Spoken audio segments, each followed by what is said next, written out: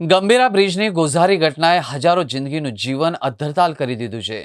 આણંદ જિલ્લામાંથી વડોદરાના પાદરા તાલુકામાં નોકરી કરવા આવતા યુવાનોની હાલત કફોડી બની છે।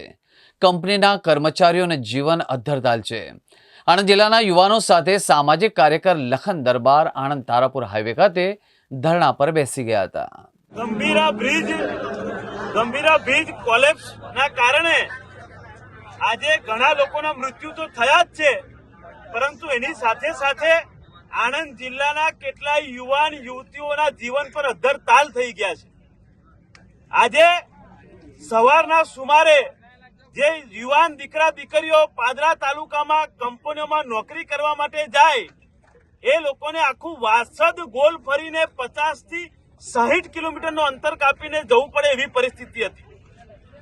સામાન્ય જ્યારે બ્રિજ ચાલુ હતો ત્યારે આ યુવાનો આણંદ જિલ્લામાંથી પાદરા તાલુકામાં જતા ત્યારે અડધો કલાક આવવા જવાનો થતો, જેના કારણે 8 કલાકની નોકરી હોય તો બીજો 1 કલાક વધુ જાય, એટલે કે 9 કલાકનો સમય જતો। પરંતુ હવે 3 કલાક આવવાના 3 કલાક જવાના, એટલે સીધા 14-15 કલાક એ લોકોને અવર જવરની સાથે નોકરી પડે।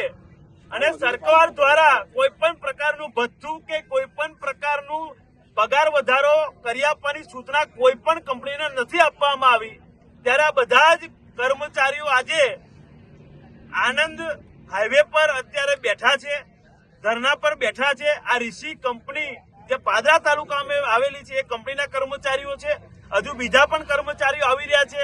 અમારી સરકારને સીધી માંગણી છે કે આ પાદરા તાલુકામાં નોકરી જવા કરતા યુવાન યુવતીઓ જે આણંદ જિલ્લામાંથી જતા હતા એ તમામ લોકોને અલગથી ભથ્થું અને અલગથી પગાર વધારો આપવામાં આવે, નહીં તો 48 કલાક પછી આ જ હાઈવે પર આણંદ જિલ્લાના હજારો યુવાનો બેસી જઈશું અને જ્યાર સુધી અમારી માંગણી નહીં પૂરી થાય ત્યાર સુધી કાં તો મરીશું કાં તો સારી જિંદગી જીવીશું, એ નક્કી કરવાનું છે।